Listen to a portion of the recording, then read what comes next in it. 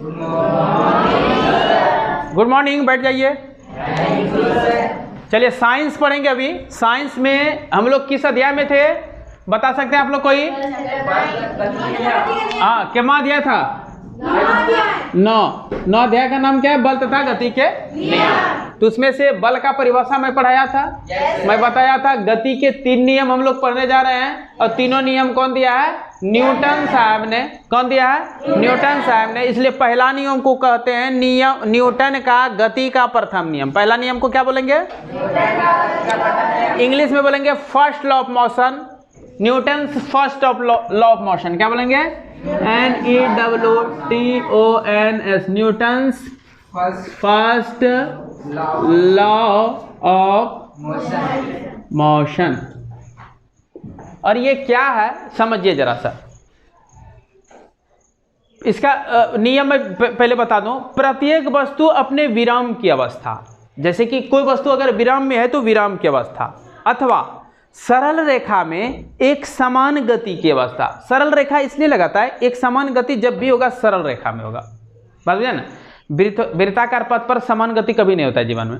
तो एक सरल रेखा पर एक समान गति की अवस्था बनाए रखती है।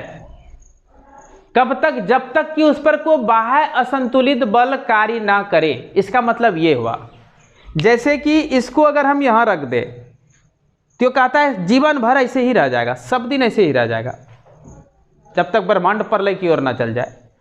अगर हम ऐसे दौड़ गए, जरा सा दौड़े ना, या ऐसे करके ऐसे कूद गए, उठ गए, उठे जमीन से, बस हम इतना वेग से चलते रहेंगे,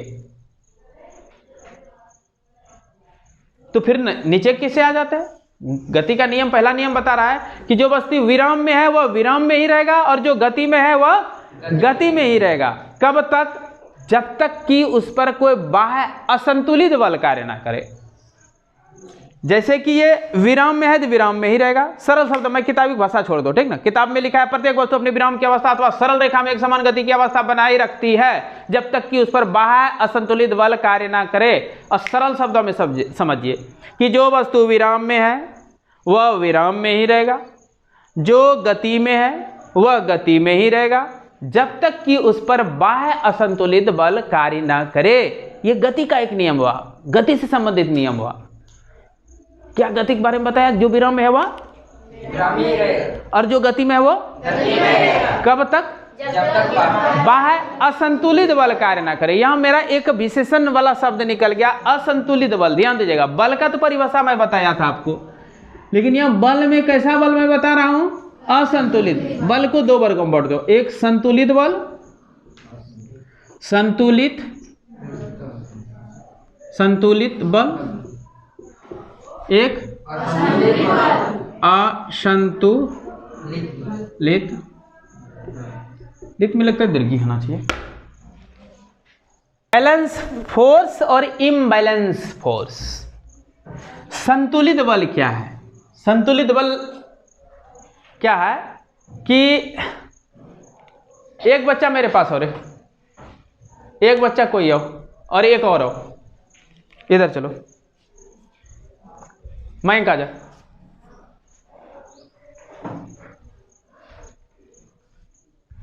ऐसे रहो, इसको खींचो, तो खींचो धीरे धीरे।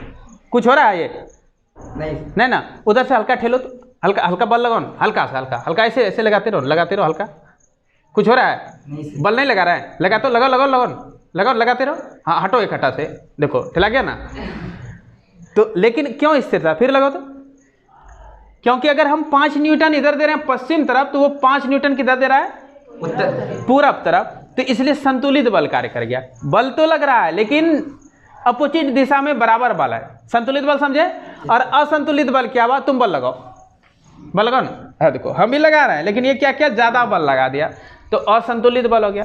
जैसे कि मेरा 5 न्यूटन था, वो 15 न्यूटन दे दिया, नतीजा क्या हुआ? 10 न्यूटन से पूरब की ओर चला गया। समझ में आया? yes, कि बल अगर बराबर बराबर विपरीत दिशा में देंगे तो उस बल को क्या कहेंगे? लेकिन अगर एक तरफ बल कम है दूसरे तरफ ज्यादा है तो उसको क्या बोलेंगे? असंतुलित बल। देखो फिर लगाओ बल रे, हाँ देखो फिर लगाओ, ये क्या हुआ? फिर लगाओ तो देखो कुछ हुआ, संतुलित बल हो गया ना, समझ में आया?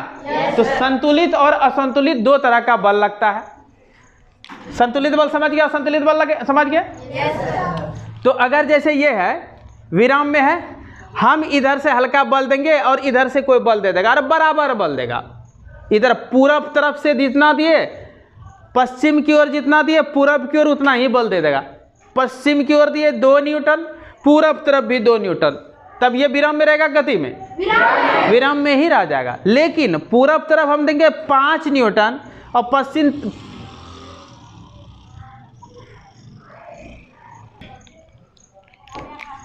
एक तो बाइक भी ऐसा निकला है ना कि लगता है सब बुलेट है, इतना आवाज़ और धुआं के साथ नए किस्म का बुलेट लगता है रे। चलो इसमें जो है हम 2 न्यूटन किधर दे दिए, पश्चिम की ओर, और उधर से अगर 7 न्यूटन पूरब देगा तो नतीजा क्या होगा, कितना न्यूटन से, 5 न्यूटन से, किधर, पूरब की ओर। समझ में आया?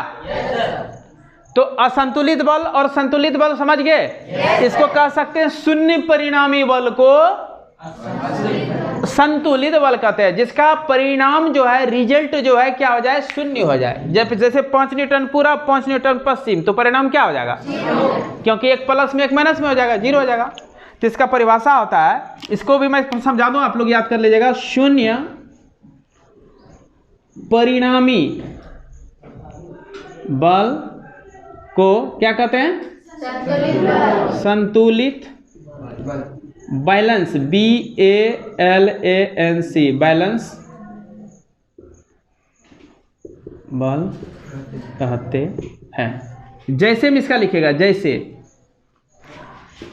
ऐसे पिंड बना लीजिए, इधर से दीजिए 5 न्यूटन और इधर भी लगा दीजिए 5 न्यूटन, परिणामी बल कितना लग जाएगा, 5 न्यूटन प्लस में लेंगे तो इठो क्या करना पड़ेगा, -5 न्यूटन ना, नतीजा क्या हो जाएगा, 0।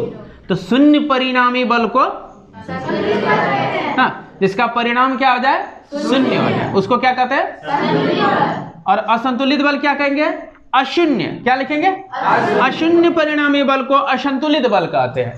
बस आप लिख लेंगे, वीडियो से लिख लीजिएगा, ठीक ना। अब इसका क्या देखिए, जैसे हम लिख देते हैं, जैसे एक पिंड है, इस पर इधर लगाइए 10 न्यूटन और इधर लगा दीजिए 3 न्यूटन, नतीजा क्या होगा, परिणामी बल कितना होगा, 13 न्यूटन।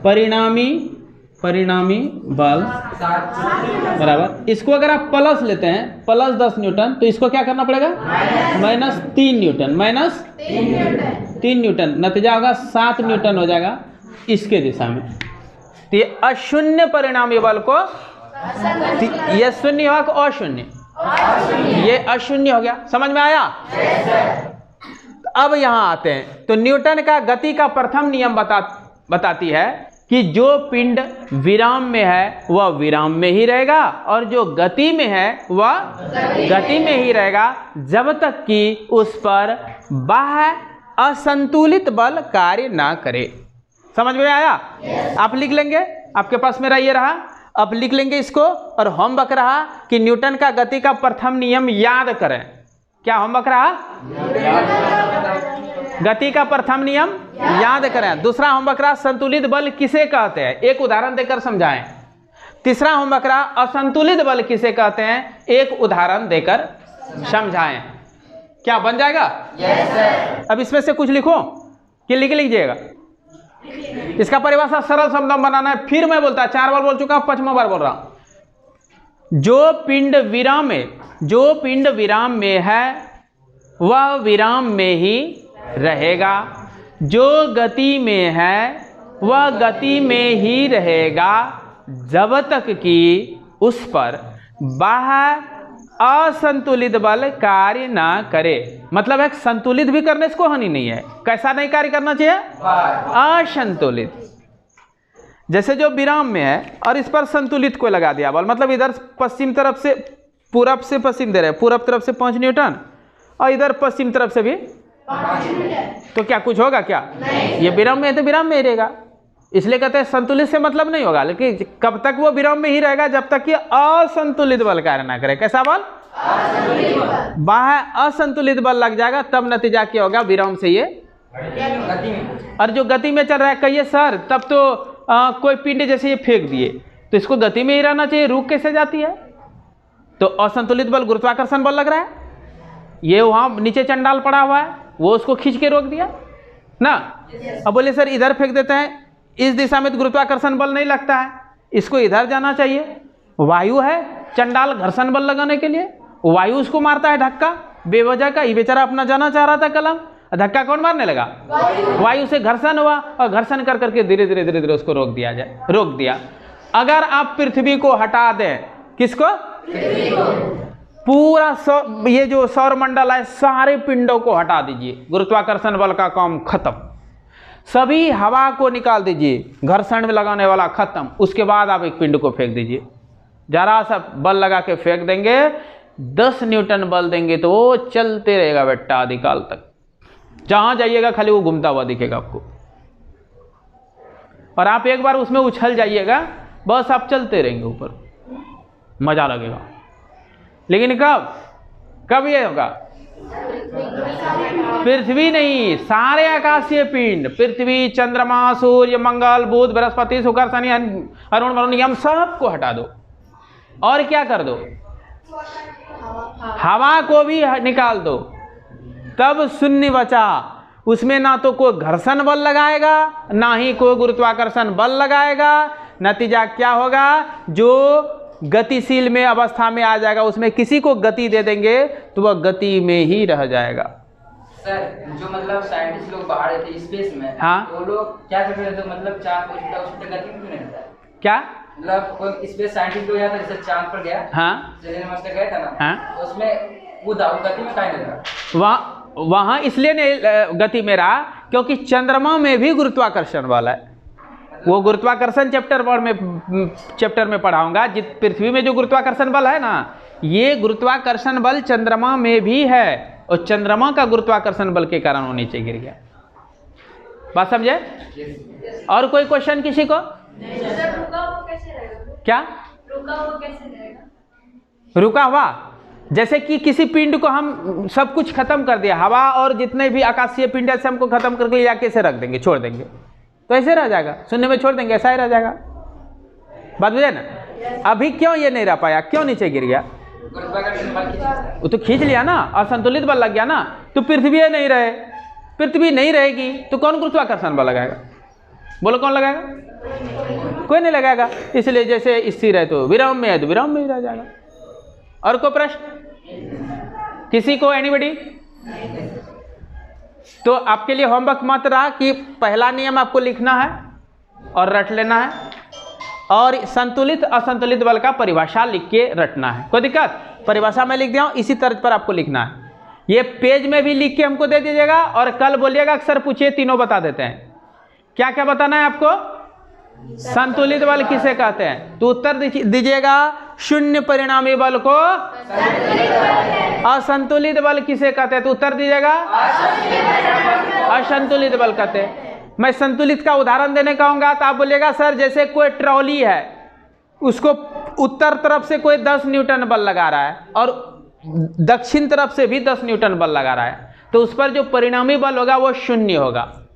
इसलिए वो ट्रॉली विराम में होगा तो विराम में ही रहेगा। हो गया संतुलित बल का उदाहरण। असंतुलित का उदाहरण देने कहूंगा क्या कीजिएगा? फिर बोलिएगा सर एक ट्रॉली है, उस ट्रॉली पर हम पूरब तरफ से 10 न्यूटन बल दिए, अब मेरा दोस्त आके पश्चिम तरफ से 25 न्यूटन बल दे दिया, तो नतीजा ये होगा 15 न्यूटन बल लेकर के वो पूरब तरफ जाने लगेगा। बात समझे? Yes sir. तो इस प्रकार यह संतुलित बल का उदाहरण हो गया। तो लिख लेंगे, बना लेंगे? ये 3 याद कर लेंगे? ठीक है, फिर मिलते हैं नेक्स्ट क्लास में।